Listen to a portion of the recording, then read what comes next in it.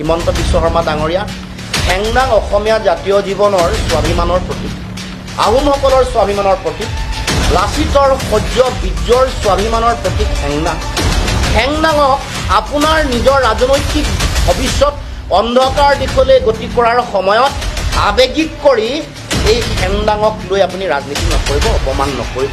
যদি হেংদাঙৰ প্ৰতি আপোনাৰ ইমানেই দায়িত্ব আছিলে, দায়বদ্ধতা আছিলে, আপুনি 6টা জনজাতিকৰণ কৰি দিব লাগিছিল।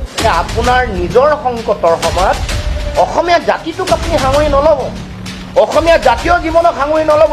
দুৰ্নীতিগ্ৰস্ত এগৰাকী ৰাজনীতিবিদৰ গাদী ৰক্ষাৰ কাৰণে অসমীয়া জাতি, অসমীয়া জাতীয় জীৱনৰ স্বাভিমান এইবোৰক সাঙুৰি আৱেগিক ৰাজনীতি নকৰিব, এই কথা আপোনাক সকীয়াই দিব। হেংদাং অসমীয়া মানুহৰ স্বাভিমান, লাচিতৰ সহ্য বীৰ্যৰ প্ৰতীক, ইয়াক লৈ ৰাজনীতি নকৰিব, ইয়াক লৈ আপুনি অসমৰ জনগণক আৱেগিক কৰি নুতুলিব, সকীয়াই দিব।